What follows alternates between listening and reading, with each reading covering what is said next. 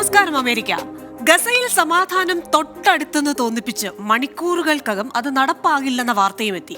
America, Qatar, Egypt മധ്യസ്ഥതയിൽ Hamas മുന്നോട്ടുവെച്ച ഉപാധികൾ Israel പ്രധാനമന്ത്രി ബെഞ്ചമിൻ നെതന്യാഹു നിഷ്കരുണം തള്ളി. മാത്രവുമല്ല, ഹമാസിനെതിരായ സമ്പൂർണ്ണ വിജയമല്ലാതെ മറ്റൊരു പരിഹാരവുമില്ലെന്ന് കൂടി പറഞ്ഞുവെച്ചു ഇസ്രായേൽ പ്രധാനമന്ത്രി. ആ ചരിത്ര വിജയം കയ്യെത്തും ദൂരത്തെന്നാണ് അദ്ദേഹം ഉറച്ചു വിശ്വസിക്കുന്നത്. അത്തരമൊരു പരിസ്ഥിതിയിൽ സമാധാനത്തിനായി ഇനിയും കാത്തിരിപ്പ് നീളും. വിശക്കുന്ന കുട്ടികളിൽ നിന്ന് ഭക്ഷണം തടയുന്നത് ഒരു പ്രത്യേകതരം ഭ്രാന്താണെന്നും ഇനിയും മൃതദേഹങ്ങൾ വീഴുന്നത് കാണാനാണ് നെതന്യാഹുവിന്റെ ശ്രമമെന്നും വിമർശിക്കുന്നവരുണ്ട്. ഒരു മണിക്കൂറെങ്കിലും സമാധാനമായി കണ്ണടച്ചൊന്നുറങ്ങണമെന്ന് കരുതുന്ന നിഷ്കളങ്കരായ സാധാരണക്കാർ ഇരുപക്ഷത്തുമുണ്ട്. അവരിൽ കുരുന്നുകളുണ്ട്, വയോജനങ്ങളുണ്ട്, രോഗികളുണ്ട്, ഗർഭിണികളുണ്ട്. ഭക്ഷണത്തിനും കുടിവെള്ളത്തിനും മരുന്നിനും ഇന്ധനത്തിനും യാചിക്കുന്നവരുണ്ട്. അവരുടെയൊക്കെ സമാധാനം കെടുത്തുന്ന യുദ്ധവിശപ്പാർക്ക്. American dialogue powered by heads New York ഈ വാരം ചിന്തിക്കുന്നത് ഈ വിഷയമാണ്. ബ്രേക്ക് ഇല്ലാതെ ഇസ്രായേൽ.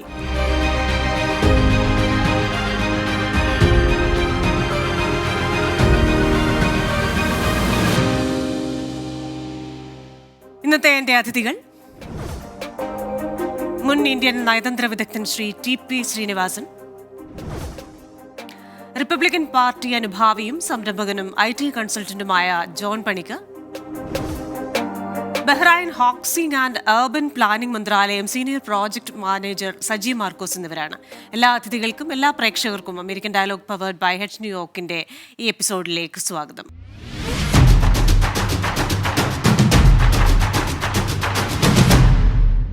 അതിഥികളിലേക്കാണ്. ആദ്യം ശ്രീ TP ശ്രീനിവാസനിലേക്കാണ്. ശ്രീ TP ശ്രീനിവാസൻ, ഇപ്പോൾ ഈ ഹമാസ് മുന്നോട്ട് വെച്ച ഒരു വെടിനിർത്തൽ ആഹ്വാനം, അവർ മുന്നോട്ട് വെക്കുന്ന ചില ഉപാധികൾ, അത് നിഷ്കരുണം തള്ളുന്നു ഇസ്രായേൽ പ്രധാനമന്ത്രി. മാത്രവുമല്ല, ഹമാസിനെ ഉന്മൂലനം ചെയ്യുകയല്ലാതെ ഒരു പരിഹാരവുമില്ല എന്നുകൂടി അദ്ദേഹം പറഞ്ഞു വെക്കുമ്പോൾ ഹമാസിൻ്റേതൊരു മലർപ്പൊടിക്കാരൻ്റെ സ്വപ്നം പോലെയായി എന്നൊക്കെ പറയാൻ പറ്റുമോ? പക്ഷെ ഹമാസിന്റെ എത്രമാത്രം സിൻസിയർ ആയിട്ടുള്ള ഒരു ഓഫറാണെന്നാണ് നമുക്കറിയില്ല. കാരണം രണ്ട് വശത്തിനും ഇപ്പോഴുള്ള ചിന്ത അവർക്ക് വിജയിക്കാം എന്നുള്ളതാണ്. അപ്പോൾ ഇപ്പോൾ ഈ യുദ്ധം എങ്ങനെ ഒരു വൈഡർ വാറായിട്ട് മാറും എന്നുള്ളത് നമ്മൾ അന്വേഷിച്ചുകൊണ്ടിരിക്കുകയാണ്. ഇപ്പൊ നമുക്ക് അതിനുള്ള ഉത്തരം കിട്ടി. കാരണം ഹൗത്തികൾ ഇപ്പോൾ ചെയ്യുന്നത്, റെഡ് സീൽ ചെയ്യുന്നത് ഗാസന് പകരമായിട്ടാണെന്നുള്ളത് വ്യക്തമാണ്. ഗാസയിൽ സമാധാനം പാലിക്കുന്നത് വരെ റെഡ് സീയിൽ സമാധാനം ഉണ്ടാവുകയില്ല എന്ന് അവർ പ്രഖ്യാപിച്ചു കഴിഞ്ഞിരിക്കുന്നു.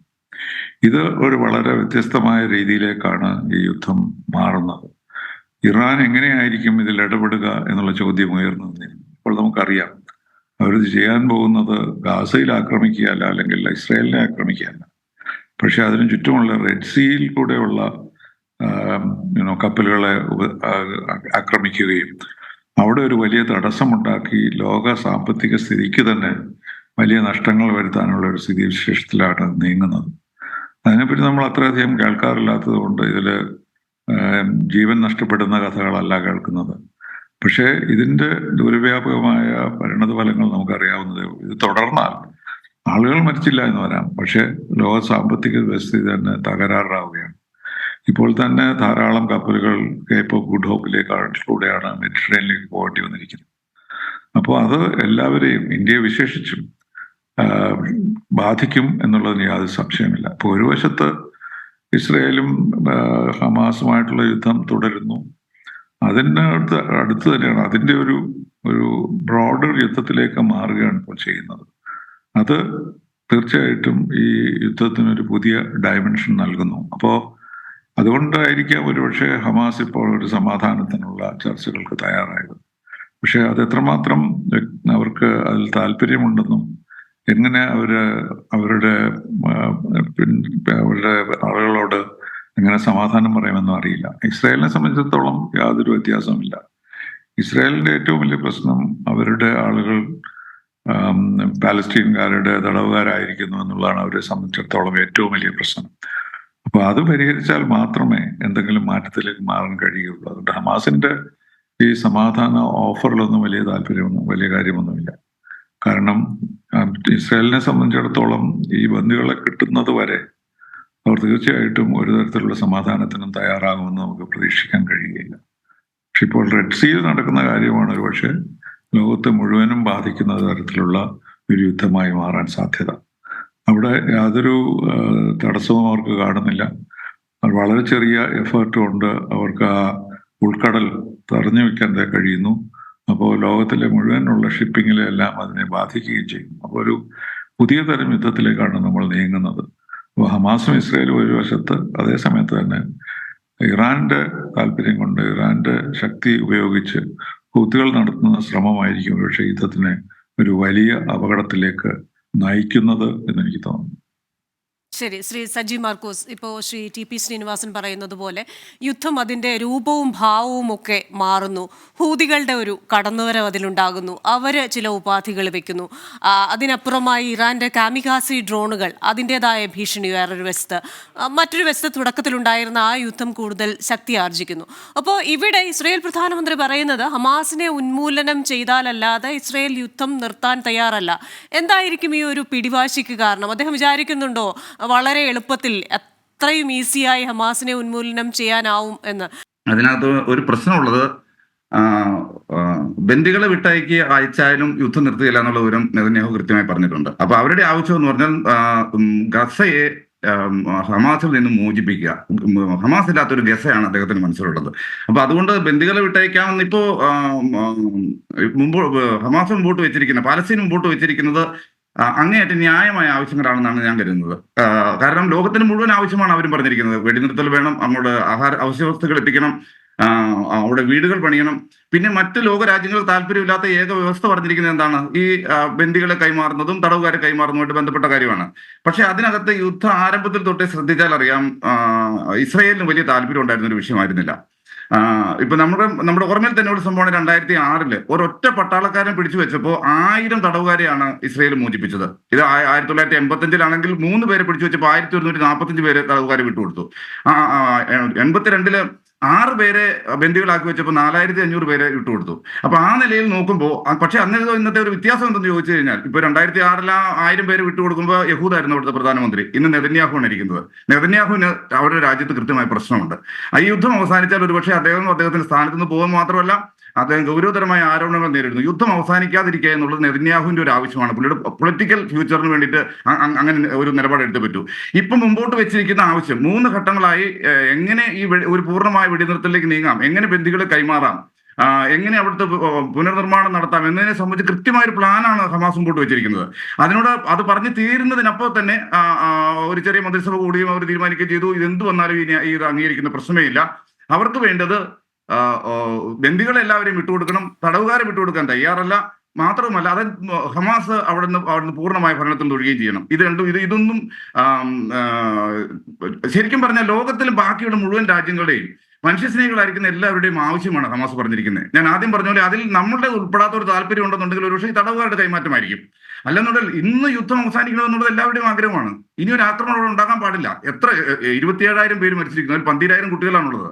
അപ്പോൾ ഇനി മാത്രമല്ല, അവിടെ അവശ്യ സാധനങ്ങളൊന്നും എത്തുന്നില്ല, ഇലക്ട്രിസിറ്റി ഇല്ല, ആഹാരമില്ല, കിടക്കാൻ വീടുകളെല്ലാം തന്നെ തകർന്നിരിക്കുന്നു.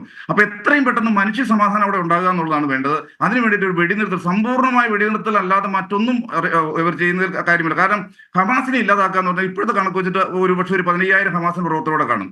അവരെ ടാർഗറ്റ് ചെയ്തുകൊണ്ട് നടത്തുന്ന ആക്രമണങ്ങൾ ഇനിയും ഒരു 12,000 കുട്ടികളോട് കൊല്ലണോ? എത്ര പേരാണ് മരിക്കേണ്ടത്? ഈ കൊല്ലപ്പെടുന്നതിനായി കുട്ടികൾക്ക് ആരെങ്കിലും ഹമാസാണോ? ഇനി 27,000 പേര് മരിച്ചു, ഇനി എത്ര പേർ കൂടി മരിച്ചു തീരണമെന്നാണ് നെതന്യാഹുവിന്റെ ആഗ്രഹം. അപ്പോൾ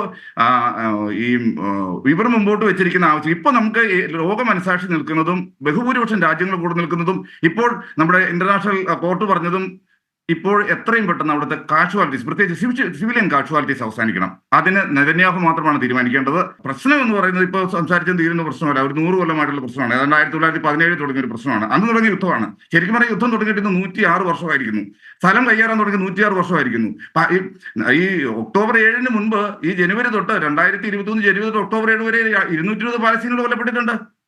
അപ്പോൾ ഇത് നടന്നുകൊണ്ടേയിരിക്കുന്ന ഒരു കാര്യമാണ്. പെട്ടെന്നൊരു പരിഹാരം ഉണ്ടാകാൻ പോകുന്നില്ല. പക്ഷേ ഇപ്പൊ വേണ്ടതെന്ന് പറഞ്ഞാൽ ഈ ഹ്യൂമൻ കാഷ്വാലിറ്റി ഒഴിവാക്കുകയും സിവിലിയന്മാർ കൊല്ലപ്പെടുന്ന ഒഴിവാക്കുകയും അങ്ങോട്ട് എത്രയും പെട്ടെന്ന് ഭക്ഷണവും അവശ്യവസ്തുക്കളും മരുന്നുകൾ എത്തിക്കുകയും ഇനി തകർന്നുപോയി വീടുകൾ പണിയാൻ സംവിധാനം ഉണ്ടാക്കുക. ബാക്കിയത്തെ കാര്യങ്ങൾ ക്രമേണ 2 രാജ്യങ്ങൾ തമ്മിൽ ചർച്ച ചെയ്ത് പരിഹരിക്കുക എന്നുള്ളതല്ലാതെ പെട്ടെന്നൊരു പരിഹാരമില്ല. ഈ യുദ്ധം ഇനിയും നീണ്ടുപോകുക തന്നെ ചെയ്യും. ഈ പരുവത്തിൽ ഇപ്പം നമ്മൾ യുദ്ധം എന്ന് പറയുന്നത് 4 മാസമായിട്ടല്ലേ? അതല്ലേ യാഥാർത്ഥ്യം? യുദ്ധം നടക്കാൻ തുടങ്ങിയിട്ട് ഇപ്പൊ 106 വർഷമായി. ശ്രീ ജോൺ പണിക്കർ, അത് തന്നെയാണ്. കാരണം ഒരു നൂറ്റാണ്ടിലേറെ നീണ്ടു നിൽക്കുന്ന ഒരു യുദ്ധം എന്ന് പറയുമ്പോൾ ഒന്ന് ആലോചിച്ച് നോക്കൂ, എത്ര തലമുറയായിരിക്കും ഈ യുദ്ധം ബാധിച്ചിട്ടുണ്ടാവുക. ഇപ്പോഴും ഗർഭിണികളുടെ വയറ്റിൽ കിടക്കുന്ന കുഞ്ഞുങ്ങളടക്കം ആ ഒരു തലമുറ, ജനിക്കാൻ പോകുന്ന ഒരു തലമുറയടക്കം ഈ യുദ്ധം അത്രയ്ക്ക് കരാളമായി ബാധിച്ചിരിക്കുന്നു എന്ന് നമുക്ക് പറയേണ്ടിയിരിക്കുന്നു.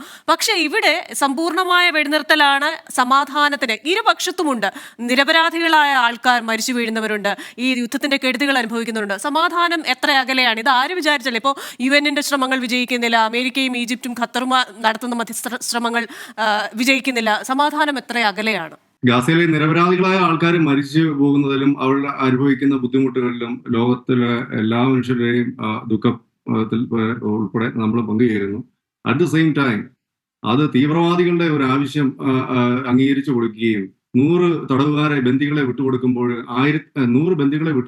1500 തടവുകാരെ ഇസ്രായേൽ, അതും ക്രൂരന്മാരായിട്ടുള്ള തീവ്രവാദികൾ, ടെററിസ്റ്റുകൾ, അങ്ങനെയുള്ള 1500 പേരെ ജയിലിൽ പിടിച്ചിട്ടേക്കുന്നവരെ തുറന്നു വിടുക.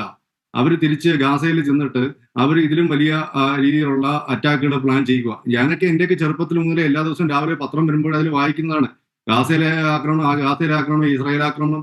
ഇത് ഇന്നലെ തുടങ്ങിയതല്ല. ഇതിനൊരു പരിഹാരം ഉണ്ടാകുന്ന വെച്ച് കഴിഞ്ഞാൽ താൽക്കാലികമായിട്ട് ഒരു യുദ്ധം നിർത്തിക്കൊണ്ട് ഇതിനൊരു പരിഹാരം ആവുന്നില്ല.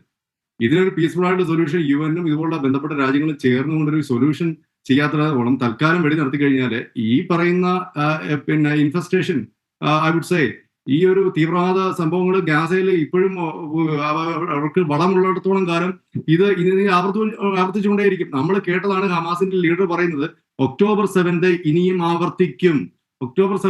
ആവർത്തിക്കും എന്ന് പരസ്യമായിട്ട് പറയുന്ന ഹമാസിന്റെ ഈ ഒരു ഡീലിന് നമ്മൾ അംഗീകരിച്ചു കൊടുക്കുക. അതൊന്നും ഇസ്രായേൽ ചെയ്യില്ല. അമേരിക്ക എന്ന് പറയുന്നത് ഡേ 1 മുതൽ ഇസ്രായേലിലുണ്ട്. ആന്റണി ബ്ലിങ്കൻ ഇസ്രായേലിലുണ്ട്. ഫ്രീക്വന്റ് ആയിട്ട് ഇതിനെപ്പറ്റി ഡിസ്കസ് ചെയ്യുന്നു. വളരെ ഇതായിട്ട്, വളരെ ടോളറന്റ് ആയിട്ട്, ഇതിനെ വളരെ മെച്യൂർഡായിട്ട് കൊണ്ടുപോകാനായിട്ട് അമേരിക്ക വളരെ ഡിപ്ലോമാറ്റിക് ആയിട്ട് വളരെ ശ്രമിച്ചുകൊണ്ടിരിക്കുകയാണ്. ഇപ്പോഴും വളരെ രീതിയിൽ പ്രസ് ചെയ്യുന്നുണ്ട്. അറ്റ് ദ സെയിം ടൈം അവരുടെ സോവറിൻ അവർക്ക് പ്രൊട്ടക്ട് ചെയ്യപ്പെടണം. നമുക്കിപ്പോൾ താലിബാനിൽ എന്ത് സംഭവിക്കുന്നത് നമ്മളെ സംബന്ധിച്ച് പ്രശ്നമല്ല. പക്ഷെ നമ്മുടെ ചെവരിയിൽ എന്ത് സംഭവിക്കുന്നത്, ഗാസയെ സംബന്ധിച്ചിടത്തോളം, ഗാസയിൽ നിന്ന് നാളെ രാത്രി 24 മണിക്കൂറും വ്യത്യാസമില്ലാതെ 40 ഗാസയിൽ നിന്ന് റോക്കറ്റുകൾ പറന്നു പോകുന്നു. ഉറങ്ങിക്കിടക്കുമ്പോൾ എണ്ണിച്ച് ഷെൽട്ടറിലോട്ട് ഓടിക്കേറേണ്ട വരുന്ന അവസ്ഥ, പിള്ളേർക്ക് സ്കൂളിൽ പോകാൻ പറ്റാത്ത അവസ്ഥ. ഈ ഒരു അവസ്ഥയിൽ റോക്കറ്റിന്റെ കീഴിൽ ജീവിക്കാനായിട്ട് ഗാസയിലെ ജനങ്ങൾക്ക് ഒരിക്കലും പറ്റില്ല, ഇസ്രായേലിലെ ജനങ്ങൾക്ക് ഒരിക്കലും പറ്റില്ല. അപ്പൊ അതുകൊണ്ട് തന്നെ ഗാസയിൽ നിന്നും പൂർണ്ണമായിട്ട് ഇനി ഭാവിയിൽ റോക്കറ്റുകൾ പൊങ്ങുക, ഇതുപോലുള്ള പരിപാടികൾ ആസൂത്രണം ചെയ്യാത്തടത്തോളം ഒരു പൂർണ്ണമായിട്ടൊരു മാപ്പ് തന്നെ മാറ്റുമെന്ന് പറഞ്ഞിട്ടാണ് അവർ തുടങ്ങിയത്. ആ രീതിയിൽ അവർ അക്കോംപ്ലിഷ് ചെയ്യുമെന്ന് തന്നെയാണ് ഞാൻ അത് തന്നെയാണ് ഞാൻ ആ രീതിയിൽ തന്നെയാണ് ചിന്തിക്കുന്നത്. But at the same time we are ഇത് ഒരു പ്രശ്നമാണ്, ഒരു ഹ്യൂമാനിറ്റേറിയൻ ക്രൈസിസ് ആണ്. അതിലെല്ലാം നമുക്ക് വിഷമമുണ്ട്. പക്ഷേ ഇത് ഹൂത്തികളുടെ ആക്രമണം അത് ലോകത്തെ തന്നെ ബാധിക്കുന്നു. നമ്മളുടെ സാധനങ്ങളുടെ ട്രാൻസ്പോർട്ടേഷനെ ബാധിക്കുന്നു, ട്രേഡ് റൂട്ടിനെ ബാധിക്കുന്നു, നമ്മളുടെ വിലക്കയറ്റത്തെ ബാധിക്കുന്നു, എല്ലാ രീതിയിലും ബാധിക്കുന്നുണ്ട്. എല്ലാ രാജ്യങ്ങളും ഇതിന് ഒന്നല്ലെങ്കിൽ വേറെ രീതിയിൽ നമുക്ക് ഇത് അഫക്റ്റ് ആവുന്നുണ്ട്. അത് ഖത്തറിന് തന്നെ ഇതിനകത്തൊരു റോളുണ്ട്. ഖത്തറാണ് ഇതിന്റെ മീഡിയേറ്ററായിട്ട്, തീവ്രവാദികൾക്ക് മീഡിയേറ്ററായിട്ട് നിൽക്കുന്നത്. അപ്പൊ ഖത്തറിനും ഇതിന് വളരെ ഹെൽപ്ഫുൾ ആയിട്ട്, ഖത്തറിന് ഇതിന് വേണ്ടിയിട്ട് ഒരു ഡീലിലേക്ക് വരാനായിട്ട് സഹായിക്കാനായിട്ട് ഖത്തറിനും ശ്രമിക്കാവുന്നതാണ്. ഖത്തറടക്കമുള്ള രാജ്യങ്ങൾ ശ്രമിച്ചിരുന്നു. ഇപ്പോൾ ശ്രീ TP ശ്രീനിവാസൻ, ശ്രീ ജോൺ പണിക്കർ പറയുന്നു അമേരിക്ക വളരെ ഡിപ്ലോമാറ്റിക് ആയിട്ട് ഈ വിഷയത്തിൽ ഇടപെടുന്നു. പക്ഷേ നിരവധി പേർ അമേരിക്കയുടെ ഈ യുദ്ധങ്ങളിലെ നിലപാടിനെ ചോദ്യം ചെയ്യുന്നുണ്ട്. അതായത് ഇപ്പോൾ യുക്രൈൻ യുദ്ധത്തിന്റെ കാര്യത്തിലാണെങ്കിലും ഇപ്പോൾ ഈ ഇസ്രായേൽ ഹമാസ് യുദ്ധത്തിലാണെങ്കിലും ഒരു പക്ഷത്തോട് ചേർന്ന് കൈയടിച്ച് പ്രോത്സാഹിപ്പിച്ച് യുദ്ധം ചെയ്യുക എന്ന് പറഞ്ഞതിന് ശേഷം അവരെ യുദ്ധമുഖത്തേക്ക് ഇറക്കി വിട്ട് ആ യുദ്ധം മുറുകെ കഴിയുമ്പോൾ ആ നിലപാടിൽ അയവ് വരുത്തുന്നു അമേരിക്ക എന്നൊരു ആരോപണമുണ്ട്. അതേപോലെ തന്നെ ഇപ്പോൾ ഈ പറയുന്ന അമേരിക്കൻ സ്റ്റേറ്റ് സെക്രട്ടറി ഇത്രയും എല്ലാം ആയതിനു ശേഷം ഷട്ടിൽ അടിച്ചുകൊണ്ടിരിക്കുകയാണ് പല രാജ്യങ്ങളിലേക്ക് ഈ ഒരു പ്രശ്നത്തിന് പരിഹാരത്തിനായിട്ട്. എത്രത്തോളം ഇഫക്റ്റീവാണ് അമേരിക്കയുടെ ഇടപെടൽ ഇതിനകത്ത്? അമേരിക്ക അത്രയും ദുർബലമായോ? ഈ പറഞ്ഞതുപോലെ തന്നെ അമേരിക്കൻ ജനത ഒരിക്കലും മറ്റൊരു രാജ്യത്ത് കടന്നു കയറി അത്തരത്തിലുള്ള പ്രവർത്തനങ്ങൾ അല്ലെങ്കിൽ യുദ്ധത്തെ ഒന്നും പ്രോത്സാഹിപ്പിക്കുന്നവരല്ലല്ലോ. അവരെ സംബന്ധിച്ചിടത്തോളം ഇപ്പോൾ വരാൻ പോകുന്ന തെരഞ്ഞെടുപ്പാണ് ഏറ്റവും വലിയ പ്രശ്നമായി അവർ പരിഹരിക്കേണ്ടിയിരിക്കുന്നത്. അതുകൊണ്ട് അമേരിക്കയ്ക്ക് ഒരു യുദ്ധ വിരാമം ഉണ്ടാകുന്നതിൽ അവർക്ക് താല്പര്യമുള്ളത് അവരുടെ തെരഞ്ഞെടുപ്പിന്റെ കാരണം കൊണ്ട് തന്നെയാണ്. അതുകൊണ്ട് ഇസ്രായേൽ യുദ്ധവിരാമം നടത്തുകയില്ല എന്ന് പറയുമ്പോഴും ആന്റണി ബ്ലിങ്കൻ അവിടെ തന്നെ താമസിച്ച് അതിലൊരു മാറ്റം വരുത്താൻ ശ്രമിക്കുകയാണ്. അതിൽ കുറച്ചൊക്കെ സെൻസിയറിറ്റി ഉണ്ടെന്ന് എനിക്ക് തോന്നുന്നു. കാരണം ഇസ്രായേൽ യുദ്ധം നിർത്തിയാൽ മാത്രമേ അമേരിക്കയിലെ രാഷ്ട്രീയ ചിത്രം വ്യക്തമാവുകയുള്ളൂ. കാരണം ഇതിങ്ങനെ പോവുകയാണെങ്കിൽ ഇപ്പോൾ ഡൊണാൾഡ് ട്രംപിന്റെ പലതരത്തിലുള്ള വിജയങ്ങൾ, അപ്പോൾ അതൊക്കെ നോക്കുമ്പോൾ അമേരിക്കയെ സംബന്ധിച്ചിടത്തോളം ഏറ്റവും വലിയ പ്രശ്നം സമാധാനപരമായി അമേരിക്കൻ തിരഞ്ഞെടുപ്പ് നടക്കണം എന്നുള്ളത് കൂടിയാണ്. അതുകൊണ്ട് ഇസ്രായേലിന്റെ ഈ ഇല്ലാത്ത സമാധാനം പാടില്ല എന്ന് പറയുന്നവരിൽ അതിൽ അമേരിക്ക മുഴുവനായിട്ട് ചേർത്തിട്ടുണ്ടോ എന്നെനിക്ക് സംശയമുണ്ട്. അപ്പൊ അതുകൊണ്ടാണ് ഈ ഹമാസ് മുന്നോട്ട് വെച്ചപ്പോൾ ഹമാസ് ഇപ്പൊ യുദ്ധവിരാമം പ്രഖ്യാപിക്കുമ്പോൾ അവരല്ലേ യുദ്ധം തുടങ്ങിയതെന്നുള്ള ഒരു കാര്യം നമ്മൾ ഇപ്പോഴും ഓർക്കേണ്ടതുണ്ട്. ഒക്ടോബർ 7 മുമ്പ് എല്ലാ കാലത്തും കോൺഫ്ലിക്റ്റുകൾ ഉണ്ടായിരുന്നെങ്കിലും ഒരു യുദ്ധത്തിലേക്ക് കൊണ്ടുപോയത് ഒക്ടോബർ 7 ഹമാസ് നടത്തിയ പ്രവർത്തനങ്ങൾ തന്നെയാണ്. അപ്പോൾ അവരുടെ യുദ്ധവിരാമത്തിന്റെ ഒന്നും വലിയ താല്പര്യം അമേരിക്കയ്ക്ക് എടുക്കാൻ കഴിയില്ലെങ്കിലും ഇസ്രായേലിനെ കുറെ നിയന്ത്രിച്ചിട്ട് ഒരു സമാധാനത്തിന്റെ ഒരു അന്തരീക്ഷം സൃഷ്ടിക്കാനാണ് അവർ ശ്രമിക്കുന്നത്. അതുപോലെ തന്നെ UK-യും US-ഉം ഹൂത്തികളെ ആക്രമിക്കുന്നുണ്ടല്ലോ, തുറന്നു തന്നെ അവരെ ആക്രമിക്കുന്നു, അവര് ബോംബ് ചെയ്യുന്നു. ആ ബോംബിങ് ഒരു UK-US ഇൻഫെക്റ്റ് ആയിട്ടാണ് ഇപ്പൊ വരുന്നത്. അപ്പോ ഇപ്പൊ ഒരു വ്യാപകമായ യുദ്ധത്തിൽ തന്നെ നിൽക്കുന്നുണ്ടെങ്കിൽ പോലും തൽക്കാലമെങ്കിലും ഒരു യുദ്ധവിരാമം കൊണ്ടുവരണമെന്ന് അമേരിക്കയ്ക്കും താല്പര്യമുണ്ട്. അത് ഉപയോഗിച്ചുകൊണ്ടായിരിക്കും ഒരുപക്ഷെ ഹമാസ് അവർക്കൊരു സമാധാനം ലഭിക്കാൻ വേണ്ടി ഈ നിർദ്ദേശം മുന്നോട്ട് വെച്ചത്.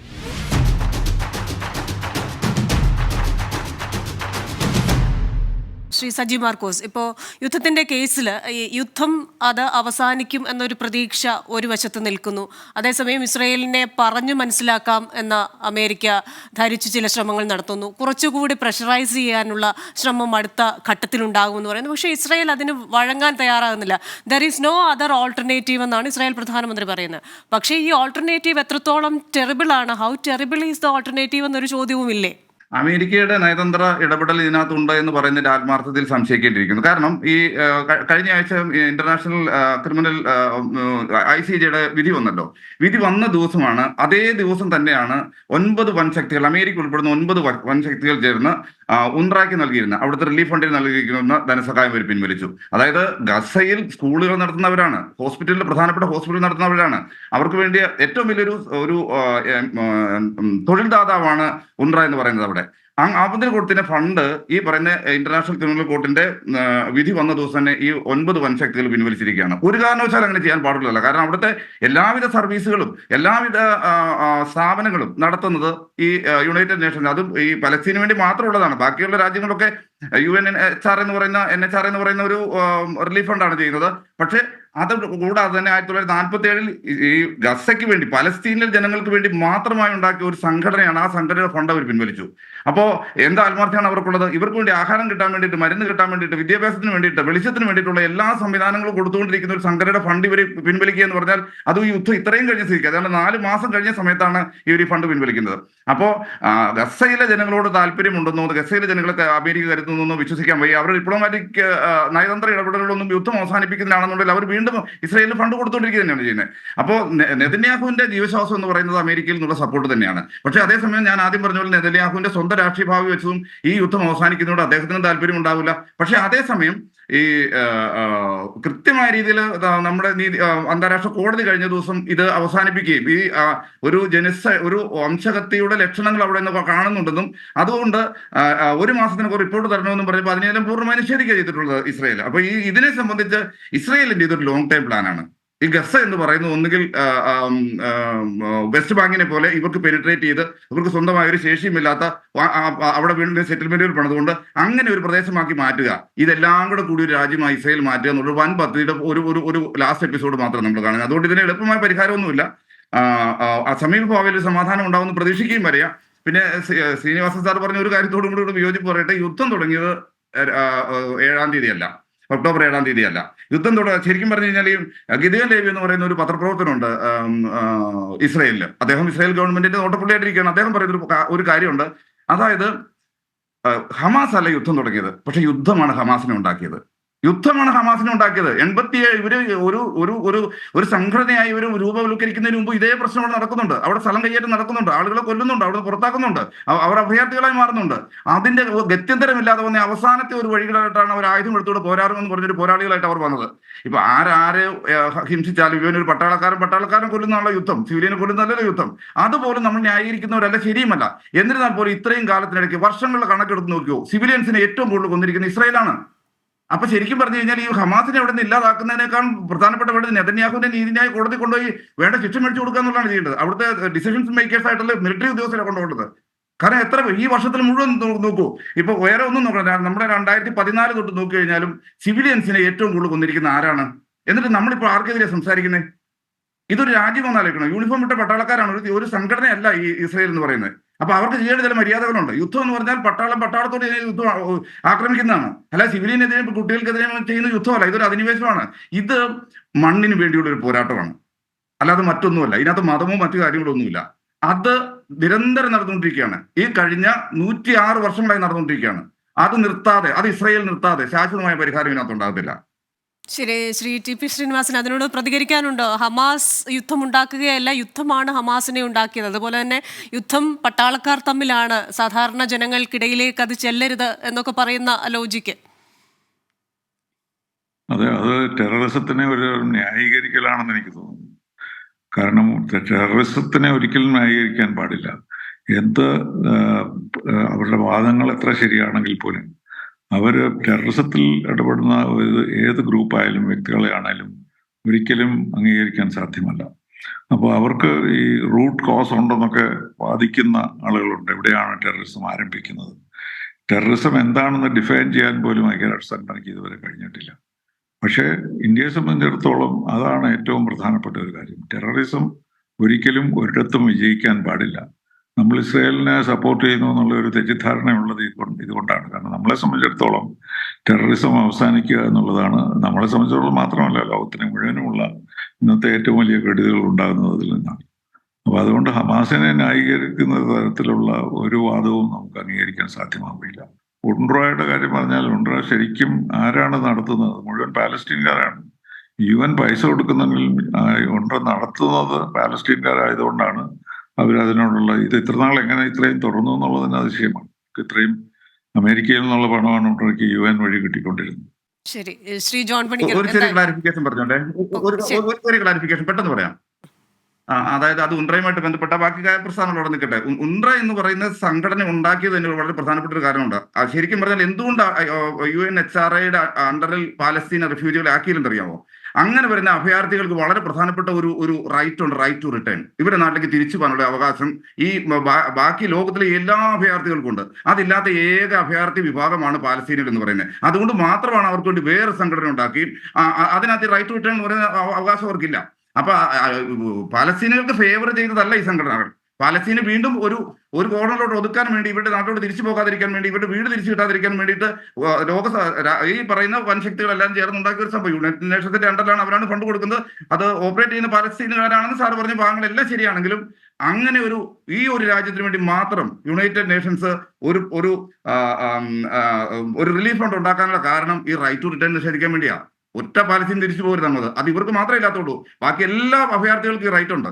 അത് മാത്രം പറഞ്ഞിട്ട് താങ്ക്സ്. ശരി, ശ്രീ ജോൺ പണിക്കർ, പറഞ്ഞതൊക്കെ കേട്ടല്ലോ, അങ്ങയുടെ ഒരു ഫൈനൽ റിമാർക്സ്. അത് ടി പി ശ്രീനിവാസൻ സാർ അതിന് ഓൾറെഡി മറുപടി പറഞ്ഞു, അതിൽ പൂർണ്ണമായി യോജിക്കുന്നു. എങ്കിലും ഞാൻ ഒന്നുകൂടെ ആഡ് ചെയ്തോട്ടെ. അമേരിക്കയിലെ ജനങ്ങൾ നമ്മൾ ടാക്സ് ജോലി ചെയ്ത് കഷ്ടപ്പെട്ട് ജോലി ചെയ്ത് വളരെ കഷ്ടപ്പെട്ട് ജോലി ചെയ്ത് ടാക്സ് അടയ്ക്കുന്ന പൈസ അത് ചാരിറ്റി എന്നും പറഞ്ഞുകൊണ്ട് പല രാജ്യങ്ങൾക്ക്, അത് ഇപ്പോൾ ഈ പറയുന്ന ഗാസയിൽ മാത്രമല്ല വേൾഡ് വൈഡ് കൊടുക്കുന്നുണ്ട്. അപ്പോൾ ചാരിറ്റി എന്ന് പറഞ്ഞ് കൊടുക്കുമ്പോൾ ആ പൈസ എങ്ങനെ വിനിയോഗം ചെയ്യപ്പെടുന്നു എന്നുള്ള കാര്യം ഈ ഇലക്ഷൻ നിൽക്കുമ്പോൾ, പ്രസിഡൻഷ്യൽ ഇലക്ഷനിൽ നിൽക്കുമ്പോൾ ബൈഡനും അതുപോലുള്ള ആരാ നിൽക്കുന്നത് വെച്ച് കഴിഞ്ഞാൽ അവർക്ക് എക്സ്പ്ലെയിൻ ചെയ്തേ പറ്റൂ. ഈ ക്വസ്റ്റ്യൻസ് അവിടെ ഉണ്ടാവും. അതായത് ശ്രീനിവാസൻ സാർ പറഞ്ഞതുപോലെ coming election is very important. അപ്പൊ അതുകൊണ്ട് അമേരിക്കയെ സംബന്ധിച്ചിടത്തോളം ഈ ഒരു പോസ്ചർ മെയിൻറ്റെയിൻ ചെയ്യുക, ഒരു കെടുകാര്യസ്ഥതയല്ല അതാക്കി തീർക്കുക എന്നുള്ളത് വളരെ ഇമ്പോർട്ടൻ്റ് ആണ്. അമേരിക്ക അതിന് വേണ്ടിയിട്ട് യുദ്ധം തുടങ്ങിയ ദിവസം തൊട്ടേ ആന്റണി ബ്ലിങ്കൻ ഇതിന് വേണ്ടിയിട്ട് അവിടെയുണ്ട്, എല്ലാ രീതിയിലും സപ്പോർട്ട് ചെയ്യപ്പെടുന്നു. 169 സ്ട്രൈക്കാണ് അമേരിക്കൻ അസറ്റുകൾക്ക് അവിടെ ഉണ്ടായത് മിഡിൽ ഈസ്റ്റിൽ.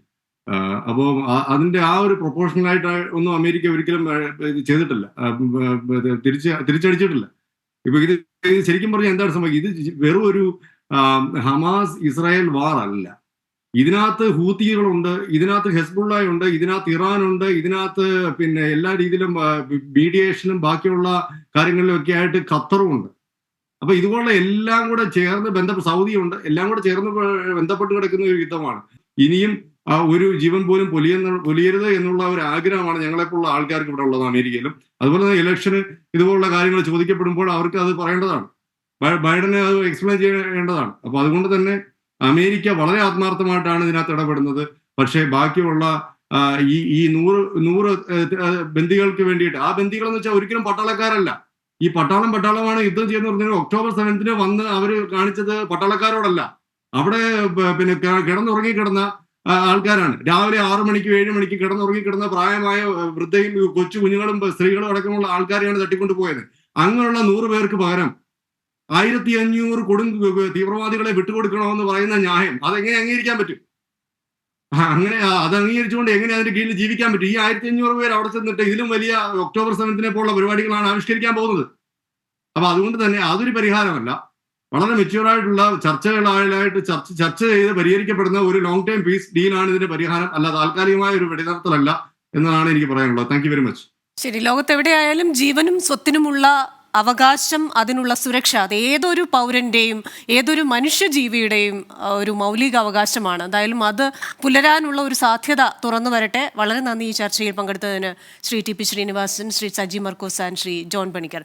എന്തായാലും അമേരിക്കയിൽ ജനരോഷം ഉയർന്നു വരികയാണ് യുദ്ധത്തിനെതിരെ. ബൈഡൻ ഇതിനെന്തായാലും ഉത്തരം പറയേണ്ടി വരും. യുദ്ധങ്ങൾ ബൈഡന്റെ വൈറ്റ് ഹൗസ് പ്രവേശനത്തിന് തടയിടുമോ എന്നൊക്കെ നമ്മൾക്ക് നോക്കി കാണേണ്ടിയിരിക്കുന്നു. അടുത്ത ആഴ്ച മറ്റൊരു വിഷയവുമായി വീണ്ടും കാണാം. Till then stay safe.